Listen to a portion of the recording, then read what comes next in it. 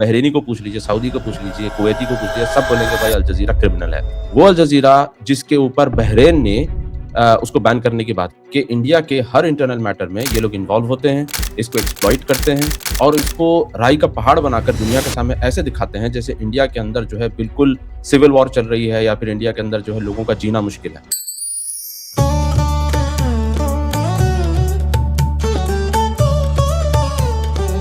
इससे पहले दोस्तों हम पॉडकास्ट में आगे बढ़े, मैं आपको इस पूरी डिस्कशन का कॉन्टेक्स्ट बता देती हूँ। तो दरअसल ये डिबेट शुरू हुई अल जज़ीरा के एक आर्टिकल से, जिसमें इस्लामोफोबिया के एंगल के साथ इंडिया को टारगेट करते हुए कहा गया नेचुरल फियर के साथ इंडिया के मुस्लिम्स को ईद प्रेयर्स के लिए पब्लिक स्पेसेस डिनाई किए जा रहे हैं। अब इसी आर्टिकल को लेकर ज़हाक तनवीर का एक एक्सप्लोसिव पोस्ट सामने आया, जहां उन्होंने क्लेम किया कि ऐसे प्रोपोगेंडा पीसेस लिखने के लिए राइटर्स को पैसे तक दिए जाते हैं। तो आखिर इस नैरेटिव के पीछे की सच्चाई क्या है, ये हम जानेंगे खुद ज़हाक तनवीर से, जो काउंटर एक्सट्रीमिज्म और इंटरनेशनल अफेयर्स के recognised expert, prominent independent journalist और मिली क्रॉनिकल मीडिया के फाउंडर हैं। अब कतरी अल जज़ीरा क्यों बार बार इंडिया के ऊपर ये नैरेटिव चला रहा है, ये काफी इंटरेस्टिंग बात है। अभी लिबरल इकोसिस्टम की भी काफी बात होती है, जैसे वो आरफा खानम हो, राना अयूब हो। तो मुस्लिम ब्रदरहुड का जो बड़ा नेक्सस है, जो इकोसिस्टम है, बहुत डेंजरस इकोसिस्टम है। तो बॉस्टन में मेरे वहाँ रिश्तेदार रहते हैं, उन्होंने मुझे बताया अरे भाई यहाँ राना अयूब आई हुई है। वहाँ पे उनको होस्ट किया था इंडियन अमेरिकन मुस्लिम काउंसिल ने। मुस्लिम लीग ने ये इशू चलाया था कि मुसलमान जो है सेफ नहीं रहेंगे इंडिया के अंदर अगर ये हिंदू मेजोरिटी आ जाएगी। उस टाइम से लेकर आज तक यही नैरेटिव चलता हुआ आ रहा है और ये नैरेटिव चलाने के पीछे रीजंस होते हैं, इकोनॉमिकल रीजंस होते हैं। Okay, so first of all welcome to the pamphlet sir, and Eid मुबारक। ईद मुबारक आपको। थैंक यू, आज आपने टाइम निकाला। Thank you. ओके, सो सबसे पहले बेसिकली मैं स्टार्ट करूंगी ये पूछ के कि आपका भी एक रीसेंट पोस्ट आया है, काफी वो अटेंशन ग्रैब कर रहा है। वो बेसिकली है अल जजीरा के एक आर्टिकल को लेके। Basically that reads like naturally scared India's Muslims denied public spaces for Eid prayers. So आपको बेसिकली मैं ये जानना चाह रही थी कि इस रिपोर्टिंग में ऐसी क्या बात थी जो इतनी प्रॉब्लमैटिक लगी। देखिए, सबसे पहली बात तो ये है कि जो हमारे देश का इंटरनल मैटर है, तो मेरा ये मानना है और इस तरह से मैं समझता हूँ कि हर भारतवासी का ये मानना होगा कि हमारा जो इंटरनल मैटर है, इस पे बाहर वालों को कलाम करने का या फिर बाहर वालों को बात करने का मौका नहीं देना चाहिए और इस चीज़ को लेके कोई भी कंट्री एक्सेप्ट नहीं करता है। मगर ये जो कतरी अल जज़ीरा है, इसकी पुरानी आदत है कि इंडिया के हर इंटरनल मैटर में ये लोग इन्वॉल्व होते हैं, इसको एक्सप्लॉइट करते हैं और इसको राई का पहाड़ बनाकर दुनिया के सामने ऐसे दिखाते हैं जैसे इंडिया के अंदर जो है बिल्कुल सिविल वॉर चल रही है या फिर इंडिया के अंदर जो है लोगों का जीना मुश्किल है। तो इस तरह के नैरेटिव्स डेवास्टेटिंग नैरेटिव्स होते हैं और जानबूझ के इंडिया की सॉवरेनिटी को अंडरमाइन करने के लिए ये सब किया जाता है। तो मेरे लिए देश पहले आता है, मेरा धर्म या मेरी बिरादरी बाद में आती है। तो इसलिए मैंने समझा कि इस चीज़ को पहले मैं हाइलाइट करूँ कि इंडिया के अंदर इस तरह का कुछ भी मामला नहीं है, जिस तरह से ये जो कतर का अल जज़ीरा बताने की कोशिश कर रहा है। आपने वहाँ पे एक 8,000 के फिगर की भी बात की है, वो कैसे? ये देखिए, जो 8,000 की फिगर की जो मैंने बात की है, ये मैंने हवा में नहीं की है, ठीक है? आपको पता होना चाहिए कि कतरी अल जज़ीरा के जो करेस्पोंडेंट्स ले लीजिए या फिर उनके जो एजेंट्स हैं, वो आपको दिल्ली में और आपको नोएडा में या फिर यूपी में या आपको दूसरी स्टेट्स में मिल जाएँगे। ये उनके पेरोल पे काम करते हैं और फिर मेरा खुद एक्सपीरियंस रहा है, कुछ ऐसे जो बडिंग लोग होते हैं या फिर जो नाम देखते हैं कि भई हमें कहीं स्पेस मिल जाए लिखने के लिए या फिर कहीं हमें जो है मौका मिल जाए किसी चैनल पर बात करने के लिए या फिर लिखने के लिए, तो ऐसे लोगों को एक्सप्लॉइट किया जाता है। तो ऐसे ही कुछ नैरेटिव्स थे पास्ट में भी, जिसको अल जज़ीरा ने एक्सप्लॉइट करने की कोशिश की और इनके जो एजेंट्स हैं, ऐसे जो बडिंग जर्नलिस्ट होते हैं, इनको पकड़ के ये लोग तकरीबन 8,000 9,000 रुपए देते हैं और फिर बेचारों का पूरा करियर खराब कर देते हैं। ये बेचारे नाम के चक्कर में 8,000 9,000 10,000 के चक्कर में ये अपना नाम इतना खराब कर लेते हैं। देखिए, इंटरनेट नेवर फॉरगेट्स, एक बात है कि इंटरनेट पे जो चीज़ आ जाती है कभी भूली नहीं जाती। आप इंडिया के ही अंदर बैठकर, इंडिया के ही खिलाफ आप नैरेटिव अल जज़ीरा में चला रहे हो, वो अल जज़ीरा जो ज़िम्मेदार है सीरियन रिवॉल्यूशन के लिए। वो अल जज़ीरा जिसके ऊपर बहरीन ने उसको बैन करने की बात की क्योंकि बहरीन के अंदर जो अपराइजिंग चल रही थी उसको फैनिंग करने वाला अल जज़ीरा था। सऊदी अरब के अंदर जो प्रोटेस्ट चल रहे थे उन प्रोटेस्ट्स को ग्लोरीफाई करने वाला अल जज़ीरा था। तो अल जज़ीरा का रोल आप यूँ मत समझिए कि छोटा-मोटा रोल है। अल जज़ीरा वो चैनल है जिसने उसामा बिन लादेन का डायरेक्ट इंटरव्यू टेलीकास्ट किया था। अल जज़ीरा वो चैनल है जिसने जमाल खशोगी के थ्रू कई ऐसे रेडिकल वॉइसेस को एम्प्लीफाई किया था। तो जज़ीरा बहुत खतरनाक चैनल है और मिडल ईस्ट में इस चैनल को एज़ एन मतलब यूँ समझिए कि इसको अंडरमाइनिंग वाली पावर समझी जाती है। तो ऐसे चैनल के ऊपर अपने बच्चे जाकर जो यूपी मेरठ में बैठे हैं, दिल्ली में बैठे हैं, ये बच्चे बेचारे इनको पता ही नहीं कि अल जज़ीरा का पास्ट क्या है या अल जज़ीरा करना क्या चाहता है। अब वहाँ जाकर आप इंडिया के ऊपर इस तरह के नैरेटिव्स चला रहे हैं और बोल रहे हैं कि इंडिया में नमाज़ नहीं पढ़ सकते मुसलमान, क्यों नहीं पढ़ सकते? हम पढ़ के आए हैं। हम तो हर साल हैदराबाद में पढ़ते थे, उससे पहले तो हम सऊदी में पढ़ते थे, मगर इस साल पहली बार हम यूपी में नमाज़ पढ़े हैं और हमने देखा तो कोई ऐसी चीज़ हुई नहीं, तो क्यों इस तरह के नैरेटिव्स जो है इंडिया के खिलाफ चलाए जाते हैं? एक्चुअली मेरा नेक्स्ट क्वेश्चन भी आपसे वही था कि मतलब इसी डिस्कशन के बीच देखा जाए आपने अपना पर्सनल एक्सपीरियंस भी शेयर किया कि आप यूपी के एक मॉस्क में आप नमाज पढ़कर आए। लेकिन तो अगर मैं इस हिसाब से देखूं तो जो ये ग्राउंड रियलिटी है और जो ये माइनॉरिटी पर्सिक्यूशन इन इंडिया वाला जो ये हमेशा से एक इंटरनेशनल नैरेटिव रहा है, सो इन दोनों में कितना डिफरेंस है? देखिए ये जो माइनॉरिटी परसिक्यूशन वाला जो मसला है, ये आज से नहीं चल रहा है। ये आप उठा के देखिए 1947 से ये इश्यू चला रहे हैं और 1947 नहीं बल्कि 1947 से पहले से ये इश्यू चलता आ रहा है। मुस्लिम लीग ने ये इश्यू चलाया था कि मुसलमान जो है सेफ नहीं रहेंगे इंडिया के अंदर अगर ये हिंदू मेजॉरिटी आ जाएगी। उस टाइम पे मौलाना अबुल कलाम आज़ाद ने बोला भी था कि ऐसा कुछ नहीं होने वाला है, ये सब झूठे नैरेटिव्स हैं। उस टाइम से लेकर आज तक यही नैरेटिव चलता हुआ आ रहा है और ये नैरेटिव्स चलाने के पीछे रीज़न्स होते हैं, इकोनॉमिकल रीज़न्स होते हैं, जो हम नहीं समझते इस चीज़ को। अब कतरी अल जज़ीरा क्यों बार-बार इंडिया के ऊपर ये नैरेटिव चला रहा है? ये काफ़ी इंटरेस्टिंग बात है। अब आप हुँ, देखिए जो हैफा का पोर्ट है इज़राइल का, हैफा का पोर्ट अदानी ने लीज़ पे लिया हुआ है। अब हर 4 दिन में अदानी को टारगेट किया जाता है या हर 4 दिन में कहीं यूके से हिंडनबर्ग रिपोर्ट निकल जाती है या फिर कहीं और से कुछ और निकल जाता है। तो इसके पीछे रीज़न क्या है? इसके पीछे रीज़न ये है कि इंडिया की जो इकोनॉमिक राइज़ है, इसको ब्रेक डाउन करना। इस तरह हुँ, के नैरेटिव्स जब इंटरनेशनल मीडिया में आते हैं, तो हुँ, इंडिया के स्टॉक्स हैं या स्टेक्स हैं या जो इन्वेस्टमेंट्स हैं, इस पे काफ़ी इफ़ेक्ट होता है। तो इनका मकसद धर्म को, इस्लाम को, मुसलमानों को यूज़ करके इंडिया की इकोनॉमिक राइज़ को टारगेट करना होता है। और अफ़सोस के साथ कहना पड़ता है कि हमारे जो मुसलमान भाई हैं, जो मेरी बिरादरी है, ये दिल से ज़्यादा सोचते हैं, दिमाग से कम सोचते हैं। उनको ये अंदाज़ा नहीं लगता कि किस तरह से उनको इस्तेमाल किया जाता है। हर बार देखिए आप कोई ना कोई पार्टी आती है, उनको इस्तेमाल करती है और छोड़ के चले जाती है। जैसे आप कहते हैं ना कैनन फॉडर, यानी कि राइट। तोप में पहले बम मारने से पहले भूसा भरा जाता था। तो इस तरह से जो है अनफॉर्च्यूनेटली हम मेरी कम्युनिटी को भूसे की तरह इस्तेमाल किया जाता है और इस्तेमाल करके छोड़ दिया जाता है। तो ये चीज़ समझना चाहिए लोगों को कि अच्छा वक़्त हो कि बुरा वक़्त हो, देश हमारा है, हम यहीं के हैं, हम यहीं पैदा हुए हैं। तो किसी बाहर वालों को हम ये चांस नहीं देंगे बोलने के लिए कि हमें क्या करना चाहिए, क्या नहीं करना चाहिए। बट इसी बीच जैसे देखा जाए आप काफ़ी एक लार्जर नैरेटिव इकोसिस्टम की भी बात आप करते आए हैं और अल जज़ीरा के कॉन्टेक्स्ट में अगर मैं बात करूँ तो क्या आपको लगता है कि जो ये नैरेटिव्स हैं इसके पीछे कोई ऐसा आइडियोलॉजिकल या फिर कोई ऐसा जियोपॉलिटिकल फोर्सेस हैं जो इनको सपोर्ट कर रही हैं? या डेफ़िनेटली इसके पीछे जो फ़ोर्सेस हैं, सबसे पहले तो इस्लामिस्ट फ़ोर्स है, मुस्लिम ब्रदरहुड इसके पीछे होता है हुँ, और मुस्लिम ब्रदरहुड का जो एजेंडा है, वो यही है कश्मीर को लेके जो है वो इंडिया को काफ़ी टारगेट करते आए हैं। अल जज़ीरा कश्मीर को लेके काफ़ी टारगेट करता आया है। हुँ, तो अगर आप देखेंगे तो इसके पीछे मुस्लिम ब्रदरहुड होता है। इस हुँ, तरह के हर नैरेटिव के पीछे देखिए अब आप मुझे बताइए जेरूशलेम के अंदर, पैलेस्टाइन के अंदर जहाँ पे मस्जिद अल अक्सा है, वहाँ पर एक इमाम ठहर कर हिंदू को टारगेट कर रहा है, बोलता है कि हिंदू जो गाय की पूजा करते हैं, अरे तुमको किसने बताया? तुमको पता ही नहीं कि इंडिया में हिंदू कितने हैं, मुसलमान कितने हैं, क्या नहीं है? ये नैरेटिव मस्जिद अल अक्सा से चलवाना, ये कौन करवा रहा है? ये मुस्लिम ब्रदरहुड तो है।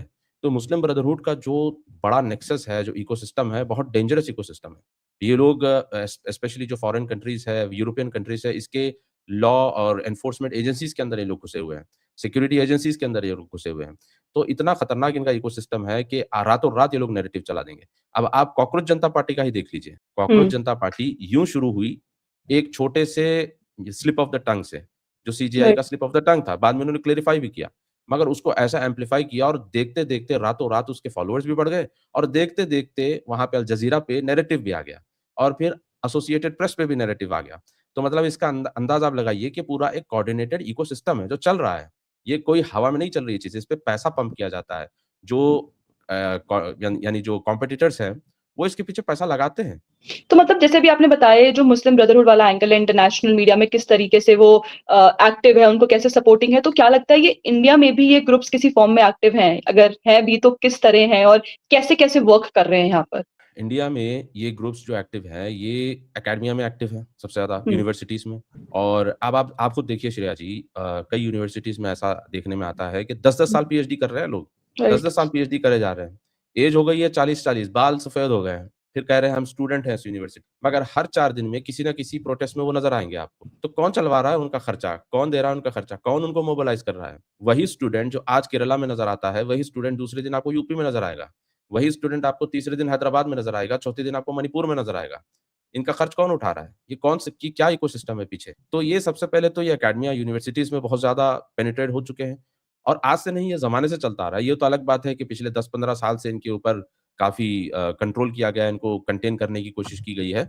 उसके बावजूद भी ये लोग जो है काफ़ी पेनिट्रेटेड हैं। मीडिया के अंदर ये लोग हैं, चैरिटी ऑर्गनाइज़ेशंस के थ्रू ये लोग काम करते हैं और एक्टिविस्ट्स के थ्रू ये लोग काम करते हैं और एक्टिविस्ट जो है ना इतना फ्री टैग है कि इसको लगाकर कोई भी बंदा जिसका कोई क्रेडेंशियल नहीं है, जिसका कोई बैकग्राउंड नहीं है, वो अपने आप को एक्टिविस्ट कह के जो है किसी के बारे में कुछ भी बोल दे और उसको एक्सेप्ट कर लिया जाता है। अभी तो चलो एक्स जो है वो एलन मस्क ने टेक ओवर कर लिया है। मुझे अच्छी तरीके से हुँ, याद है पहला जो रिजीम था एक्स का, जो चलता था उसमें तो इनका मतलब खुल्लम-खुल्ला चलता था। जितने लेफ्टिस्ट होते थे, जितने ये हार्डकोर इस्लामिस्ट होते थे, इनको ब्लू टिक मिल जाता था, इनको एक्टिविस्ट के तौर पे या जर्नलिस्ट के तौर पे इनको एम्प्लीफाई भी कर दिया जाता था। अब ये धीरे-धीरे करके अभी थोड़ा खत्म हुआ है मगर ओवरऑल अगर आप पूरे ग्लोबल सिचुएशंस का आप एनालिसिस करेंगे, तो आपको अंदाज़ा लगेगा कि ये नेक्सस बहुत ही ज़्यादा कोऑर्डिनेटेड और स्ट्रॉन्ग है। अच्छा, इसी बीच जैसे अभी लिबरल इकोसिस्टम की भी काफ़ी बात होती है, जैसे वो आरफ़ा खानम हो, राना अय्यूब हो, डिफरेंट डिफरेंट चैनल से एसोसिएट, जैसे वो वॉशिंगटन पोस्ट से एसोसिएटेड है कोई। तो ये लोग जो हैं, जो ये इंडिया के लिए जो हमने स्टार्टिंग में भी बात की, एक माइनॉरिटी परसिक्यूशन वाली बात है। इसको जो ये लोग दिखाते हैं, ये किस तरीके से इफ़ेक्ट करता है ग्लोबली एंड डोमेस्टिकली बोथ? देखिए, ये लोग वेटरन्स हैं, आप जिनके नाम ले रहे हैं, अरफ़ा खानम और राना अय्यूब, ये लोग वेटरन्स हैं, बहुत टाइम से इन लोगों ने अपना फैन बेस बनाया हुआ है, मिलियंस में इन्होंने फॉलोवर्स इकट्ठा किए हैं और उसके बाद ये नैरेटिव जैसे पुश करते हैं। अब आप मुझे एक बात बताइए, राना अय्यूब को कतर एयरवेज़ के थ्रू बिज़नेस क्लास टिकट मिल रही है and she is boasting about it. ऐसा नहीं है कि मैं कोई अंदर की बात बता रहा हूँ। It's an OSINT, hmm, open source है, सब मौजूद है। वो उसके बारे में बोस्ट भी कर रही है। तो राना अय्यूब बिज़नेस क्लास में ट्रैवल करती है। सोमालिया या नाइजीरिया में कहीं तो मुस्लिम स्टार्स का अवार्ड दिया जा रहा है, वर्ल्ड वाइड स्टार्स का, हुँ, जिसमें कतर के प्रिंस का भी नाम है, उसमें राना अय्यूब का भी नाम है। तो राना अय्यूब का नाम किसने सजेस्ट किया वहाँ? अब मैं आपको बताऊँ यहाँ पे एक बात राना अय्यूब की तकरीबन 2019 में राना अय्यूब बॉस्टन गई थी। तो हुँ, बॉस्टन में मेरे वहाँ रिश्तेदार रहते हैं। उन्होंने मुझे बताया, "अरे भई, यहाँ राना अय्यूब आई हुई है।" वहाँ पे उनको होस्ट किया था इंडियन अमेरिकन मुस्लिम काउंसिल ने। अब इंडियन अमेरिकन मुस्लिम काउंसिल का बैकग्राउंड जाके चेक करिए, उसका नेक्सस चेक करिए, आपको पता चलेगा कि इंडियन अमेरिकन हुँ, मुस्लिम काउंसिल किससे जुड़ी हुई है। Justice for all organisation. फिर उसके पीछे आपको अब्दुल हबीब फाई वाला नेक्सस निकलेगा जो पाकिस्तानी है। हुँ, तो ये पूरा जो एंटी इंडिया नेटवर्क होता है, ये लोग इनको होस्ट करते हैं। ये लोग वहाँ जाते हैं। राना अय्यूब वहाँ पे गई थी। मैं समझता हूँ 2019-2018 की बात है। उसने हुँ, कहा मैंने किताब लिखी है मोदी के ऊपर, तो मुझे इतना ऐसा सताया गया, ऐसा ये किया गया, वो किया गया। उसने 2 आँसू वहाँ पे बहाए, तो लोग इमोशनल होके इतना पैसा चंदा उनको दिया और फिर वो वहाँ से चली गई। तो ये लोग फॉरेन ट्रिप्स करते हैं, बाहर हुँ, के नेक्सस से इनका अच्छा कोलैबोरेशन होता है। अब अरफ़ा खानम को ही देख लीजिए। मतलब हुँ, मैं कोई अंदरूनी बात नहीं कर रहा हूँ, आप इनके सोशल हुँ, मीडिया हैंडल से जाके हुँ, चेक कर हुँ, लीजिए। अरफ़ा खानम अपना पोस्ट डाल रही है कि कहीं पे वो उनको होस्ट किया गया किसी इवेंट में। जिसके साथ ठहर के वो फ़ोटो ले रही है, तो उनका बैकग्राउंड आप जाके चेक करिए। सारे के सारे हार्डकोर लेफ्टिस्ट, सारे के सारे हार्डकोर इस्लामिस्ट।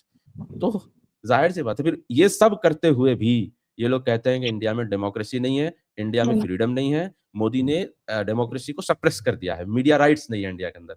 इतना खुल्लम-खुल्ला नंगा नाच करने के बाद भी ये लोग कहते हैं कि हमें फ्रीडम नहीं है। एक इंसिडेंट जैसे अगर मैं बात करूँ आपके साथ भी हुआ था, 2023 की बात है कि पाकिस्तान के क्रिटिसिज़्म को लेकर आपके खिलाफ भी एक्शन हुआ था।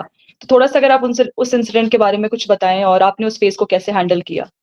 हाँ, ये मेरे साथ हुआ था 2023 एंड में हुआ था।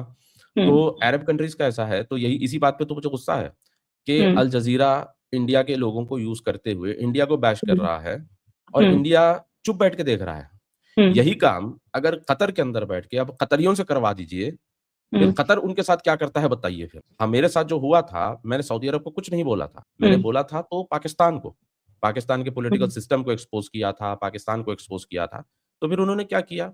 उन्होंने कहा कि भाई ये सऊदी और पाकिस्तान के रिलेशंस खराब कर रहे हैं, तो हुँ, इनको जो है इनके ऊपर क्रिमिनल चार्जेस लगेंगे और फिर उन्होंने मुझे अरेस्ट कर लिया। हालाँकि उनके बारे में मैंने कुछ बोला ही नहीं था। तो इनके हुँ, पास ऐसा सिस्टम इन्होंने बना के रखा है कि आप ज़रा-सा भी विवाद नहीं कर सकते, ज़रा-सा भी ऑब्जेक्शन नहीं कर सकते। चलो आपके बारे में तो हमने बोला ही नहीं है, किसी और के बारे में बोलो तो भी आप प्रॉब्लम में पड़ जाओगे। और ये जो है हर 4 दिन में हमें लेक्चर देते रहते हैं कि आपके पास ह्यूमन राइट्स का प्रॉब्लम है, आपके पास ये है, आपके पास वो है। फीफा का जब चल रहा था हुँ, स्टेडियम जब बन रहे थे, तो कितने लेबर कैंप्स को इन्होंने फोर्सफुली खाली किया। कितने लेबर्स इंडिया, पाकिस्तान, बांग्लादेश, श्रीलंका, नेपाल के रोडों पे सो रहे थे। Human rights violation, gross human rights violation. ये आके हमें लेक्चर दे रहे हैं। कि भाई इंडिया में मुसलमान नमाज नहीं पढ़ सकते, ये तो ऐसा है, ये तो वैसा है। तो ये इनकी हिपोक्रेसी है। इस हिपोक्रेसी को कॉल आउट करना चाहिए। मैं भी देखता हूँ बहुत सारे सऊदीज़ भी है, एक तो वो ज़हरानी हुँ, आबिदी नाम की सऊदी है।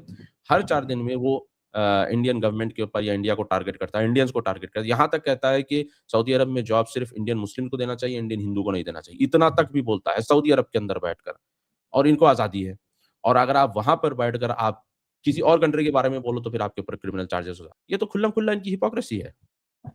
बट वही चीज़ है, इसको कॉल आउट करने वाले लोग भी, जैसे हमने अभी बात भी करी, लिबरल इकोसिस्टम है, तो बहुत कम लोग हैं जो इस चीज़ को कॉल आउट करते हैं। तो इसी बीच जैसे एक सवाल मेरा आपसे यही है कि ये जो भी इन्फॉर्मेशन वॉरफेयर चल रही है, जो भी मीडिया नैरेटिव्स हैं, अगर उसको हिसाब से देखें तो इंडियन ऑडियंस जो है उसको क्या बहुत क्रिटिकली समझने की ज़रूरत है ये सब चीज़ें देख के? बिकॉज़ इंटरनेशनल मीडिया में ये नैरेटिव चल रहा है। इंडिया में बैठे भी 0.5 फ्रंट के कुछ ऐसे लोग हैं जो इसको एम्प्लीफाई करते हैं। तो ऐसे में जो एक ऑडियंस है, जो कंज्यूमर्स हैं, हम लोग जैसे लोग जो हर चीज़ आजकल सोशल मीडिया पर है, तो उसको क्या समझने की ज़रूरत है?